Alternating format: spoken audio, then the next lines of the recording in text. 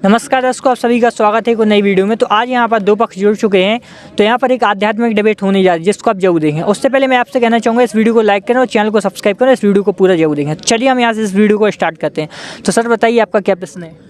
देखिए सर, मेरा नाम पुष्पेंद्र कुशवाहा है और मैं एमपी से आया हूँ। मेरा प्रश्न है, जैसे कि अन्य संत भी कहते हैं कि संत रामपाल जी महाराज को विदेशों से हिंदू धर्म को बदनाम करने के लिए फंडिंग प्राप्त होती है, इसलिए संत रामपाल जी महाराज की जो कई पुस्तकें हैं उनके भगत हैं वो फ्री में बांटते फिरते हैं और संत रामपाल जी महाराज फ्री में विदेशों से फंडिंग प्राप्त करके हिंदू धर्म को बदनाम कर रहे हैं।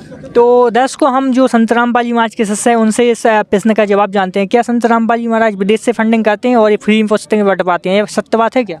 सर, जैसा कि आपको मिसलीड किया गया है कि संत रामपाल जी महाराज को विदेशों से फंडिंग प्राप्त होती है, तो ऐसा बिल्कुल भी नहीं है। अगर आप जो बात बोल रहे हो उसमें कुछ तो सच्चाई होगी, कुछ तो आधार होगा, उसके आधार पे आप बोल रहे होंगे। आप हमें प्रूफ बता दीजिए, हम उसको मतलब क्लियर करेंगे कि भाई विदेशों से फंडिंग प्राप्त होती है कि कहाँ से सारा कुछ चल रहा है। और एक चीज़ और हम आपको बता दें, संत रामपाल जी महाराज का ट्रस्ट चलता है मुनिंदा धर्मा ट्रस्ट के नाम से। तो ट्रस्ट का जो है एक एक चीज़ बिल्कुल सब कुछ मतलब पाक साफ रहता है, पूरा क्लियर रहता है। तो ऐसा बिल्कुल भी नहीं है। संत रामपाल जी महाराज जो भी काम करते हैं, जो भी समाज सुधार के कार्य करते हैं, सब कुछ भक्तों के द्वारा फंड आता है क्या संत रामपाल जी महाराज के लिए?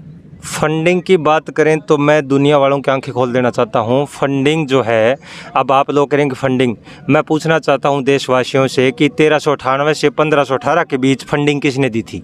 संत कबीर साहिब जो है वो एक लीला करने के लिए पृथ्वी लोक पे आए थे और उन्होंने जो है 18 लाख लोगों को भोजन दिया था। उस समय पूछना चाहता हूँ मैं, किसने फंडिंग दी थी?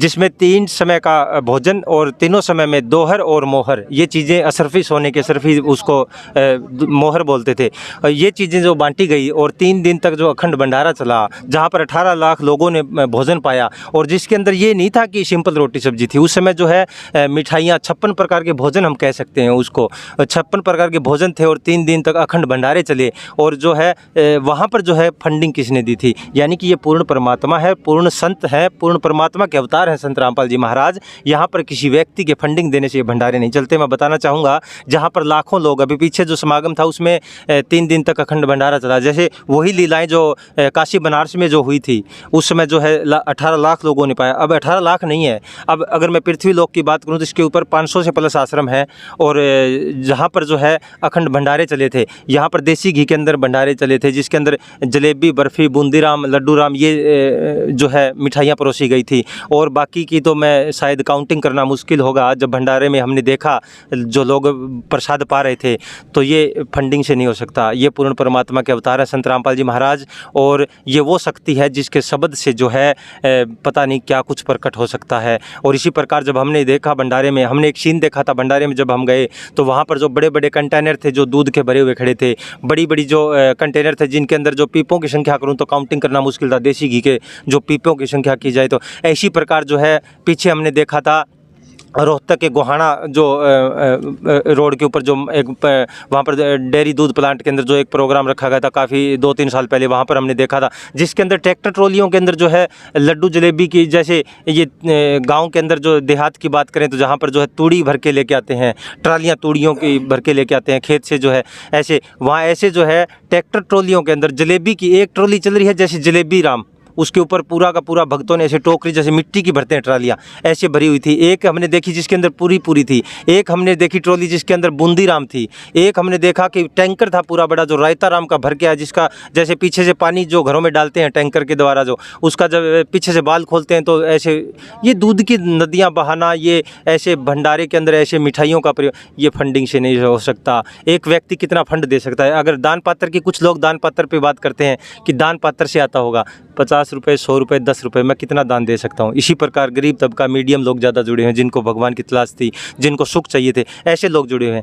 ये फंडिंग से नहीं हो सकता। ये आपका जो प्रश्न है ये देशवासियों का क्लियर करना चाहूँगा, जहाँ भी आपके दर्शक जो देख रहे हैं इस वक्त। फंडिंग किसी संस्था को, छोटी मोटी संस्था को चलाने के लिए फंडिंग आ सकते हैं। ये पूर्ण परमात्मा के अखंड भंडारे चलते हैं, 550 आश्रम चलते हैं धरती पे।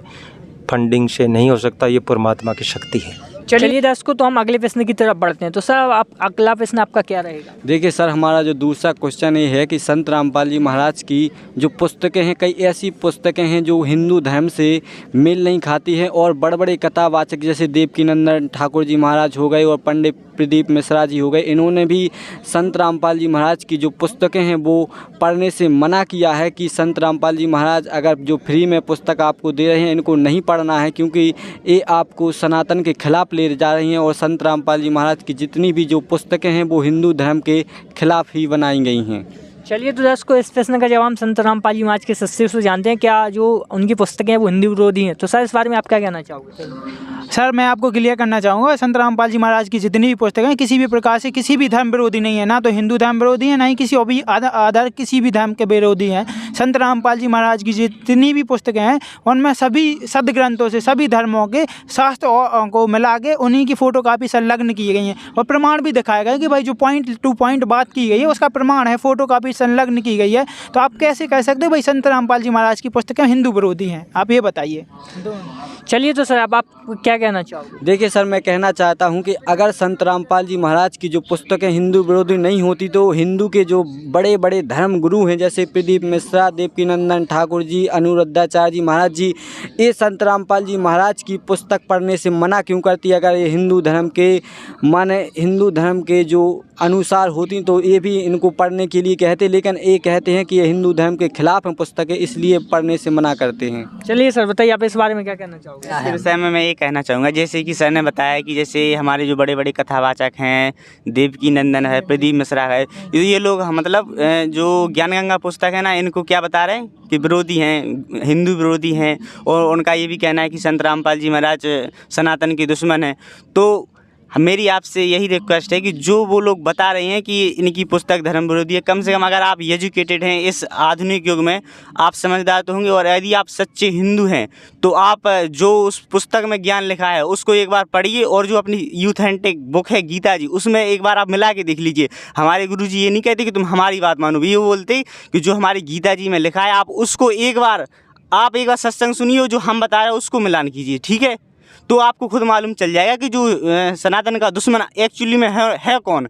और जो जैसे देवकीनंदन जी बता रहे हैं कि जो गुरुजी की पुस्तक को पढ़ने से मना कर रहे हैं, एक्चुअली में हिंदू विरोधी तो वही है, क्योंकि वो लोग तो गीता जी केवल बोल देते हैं कि गीता जी में ऐसा लिखा है, कभी बताते ही नहीं कि गीता जी में ऐसा लिखा है, लेकिन एक्चुअली में हिंदू विरोधी वही है भगत जी। कई लोग तो ये भी बोलते हैं कि संत रामपाल जी महाराज जो है खुद की किताब छपवाते हैं, उसी को दिखाते हैं टेलीविजन पर। इस बारे में क्या कहना चाहिए? मैं इस बारे में यही तो कहना चाहता हूँ कि ये एक प्रकार की वो है, अफवाह है।